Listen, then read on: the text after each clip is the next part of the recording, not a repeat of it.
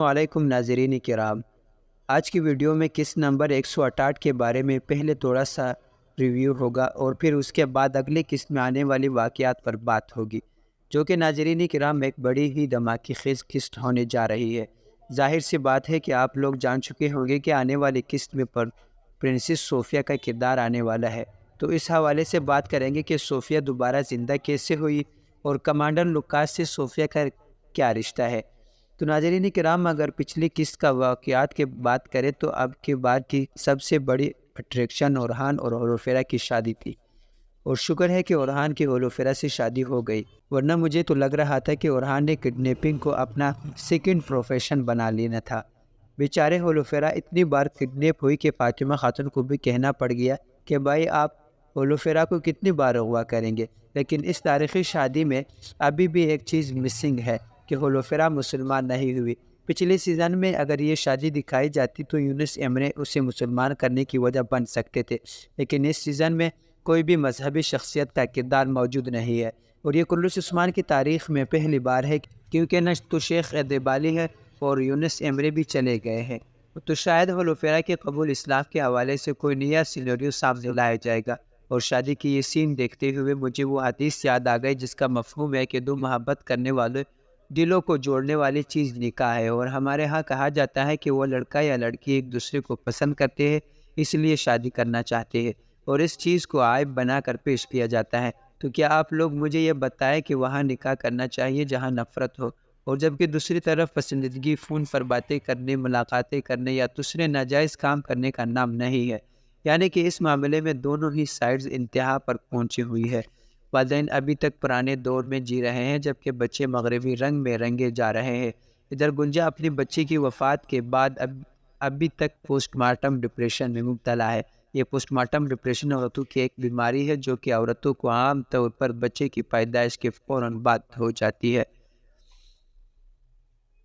اور اس میں عورت کو بلا وجہ رونا آتا ہے۔ میرے خیال میں اس لیے گنجا ہر وقت روتی دھوتی نظر آتی ہے، لیکن اب وہ یہ کہے کہ ہر کوئی اس کی وجہ سے 40 دنوں تک اس کے ساتھ بندہ رہے اور روتا رہے تو ایسے تو نہیں ہوتا، لیکن گنجا کی کمزور جذبات حالت کا فائدہ اٹھا کر بیگم خاتون کو موقع مل گیا، لیکن ناظرین کرام، بالا خاتون بھی بڑی سیانی ہے، اور اس نے فوراً ایک روایتی ساس بننے میں ذرا بھی دیر نہیں لگائی اور بیگم خاتون کو وارننگ دے دی، کہ جبکہ بیگم خاتون کی حرکتوں اور عادتوں سے صاف ظاہر ہے کہ کسی قبیلے پر حکمرانی کرنے کے لیے یہ عورت انکمپیٹنٹ ہے، اس لیے اسلام میں بھی عورت کی حکمرانی کو ناپسند کیا گیا ہے۔ اور اگلی قسط کے حوالے سے تو لگتا ہے کہ بالا خاتون اور بیگم خاتون دونوں آمنے سامنے آ جائیں گے، کیونکہ دونوں ہی اپنے دلوں میں جو ایک دوسرے کے لیے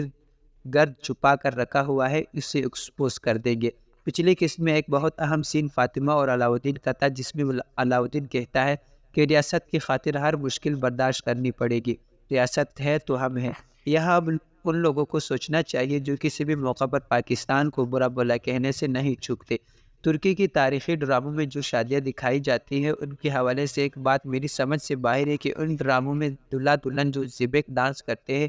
تو اس کا رواج تو 16ویں صدی میں شروع ہوا تھا، لیکن امریکنوں نے بھی الپرسلان میوک سلجوقیوں میں فہریہ اور بارش اردوس سے زیبک ڈانس کروائے تھے، اور پھر کلث عثمان میں بھی پہلے مانہون سے یہ ٹرینڈ شروع ہوا، اور اس کے بعد علاؤدین اور اب اورحان کی شادی پر یہ ڈانس دکھایا گیا۔ اور عثمان بے کا یہ زمانہ 14ویں صدی کا زمانہ ہے، تو ایک ڈانس جو کہ شروع ہی 16ویں صدی میں ہوا تھا تو وہ 200 سال پہلے کیسے ہو سکتا ہے۔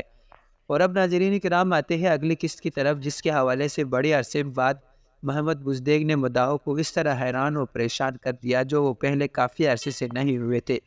مثلا سیزن 1 میں نظر آنے والی پرنسس صوفیہ سیزن 6 میں آ رہی ہے، اور ہم نئے ٹریلر میں تو ویسے صوفیہ کے آنے کے بارے میں ہلچل پہلے ہی مچ گئی تھی، اور جب یہ خبر آئی کہ ایک پرانا کردار دوبارہ سے اس سیریز میں واپس آ رہا ہے تو مداحوں نے اندازے لگانے شروع کر دیے تھے کہ کسی کا کہنا تھا کہ آگ تیمور آ رہا ہے، کسی کا کہنا تھا کہ تربت بے، کیونکہ تربت بے جس ڈرامے میں کام کر رہے تھے اس میں ان کا کردار ختم ہو گیا، اور اپنے کردار کے حوالے سے تربت بے نے چند دن پہلے تمام سین شوٹ کروا لیے تھے، لیکن کچھ مداحوں کا کہنا تھا کہ یہ مالہون خاتون ہوگی، اور کسی کا خیال تھا کہ وہ شیخ ادیبالی ہے، کچھ ڈر رہے تھے کہ کہیں یعقوب بے دوبارہ واپس نہ آ جائے، اور میری خواہش یہ تھی کہ شاید میکل کوسس کی دوبارہ انٹری ہو جائے، لیکن نقلی صوفیہ لیکن نکلی صوفیہ، اور ویسے اگر صوفیہ کی بجائے محمد بزدیک اگر مکل کوشش کی واپسی کا اعلان کرتے تو مداحوں کو زیادہ خوشی ہوتی، جبکہ صوفیہ کے ساتھ لوکاس کو دکھایا گیا ہے تو ان کے بارے میں اب کئی طرح کے اندازے نکالے جائیں گے۔ لوکاس کی صوفیہ یا تو لوکاس کی ماں ہوگی، کیونکہ سیزن 6 میں صوفیہ کی عمر تقریباً 30 سال تھی اور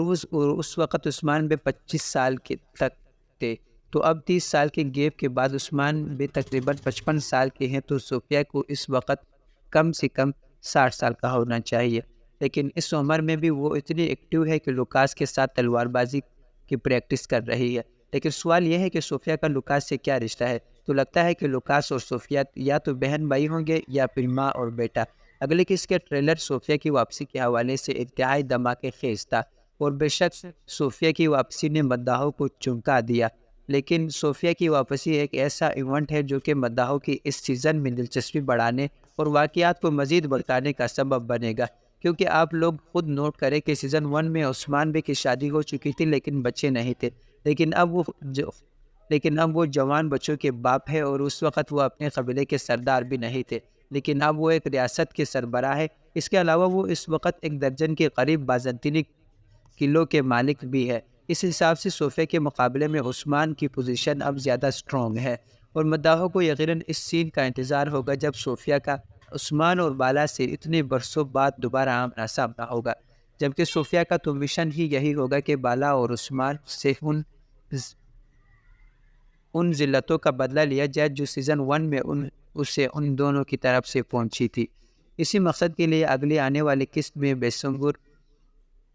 سنگر بے صوفیہ کی عذاب کا سب سے پہلے شکار ہو گیا، اور بے سنگر کی اس اچانک موت پر یقیناً سب مداح حیران ہوں گے، لیکن پھر وہی بات کی امید پر دنیا قائم ہے، تو ہو سکتا ہے کہ اگر بے سنگر کا کردار ڈرامے سے چلا جائے تو کسی تاریخی الف کو آنے دیا جائے تاکہ ڈرامے کی گہمہ گہمی میں اضافہ، اور ناظرین کرام صوفیہ قریش عثمان میں آنے والے عثمان بے کی دشمنوں میں سے ایک مضبوط ترین دشمن تھی۔ ڈرامے میں صوفیہ کا رینک کسی بھی طرح آیا تو نکولا سے کم نہیں تھا۔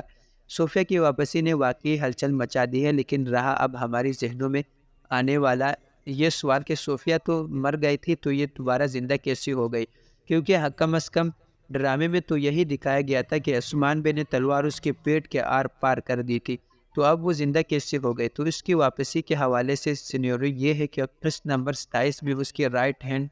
ہیلن صوفیہ کی زخمی ہونے کے بعد اسے وہاں سے کسی محفوظ مقام پر لے گئے تھے، کیونکہ صوفیہ زخمی تھی لیکن مری نہیں تھی۔ ہیلن نے اس کا علاج کروایا، اور پھر صوفیہ کا کردار ادا کرنے والی اداکارہ نے اپنا ہی یہی کردار پھر سے سیزن 2 میں پلے کرنا تھا، لیکن اپنی کچھ خاندانی مجبوریوں کی وجہ سے وہ دوبارہ سے سیزن میں نہیں آ سکی، اس لیے محمد بزدیک کو سیزن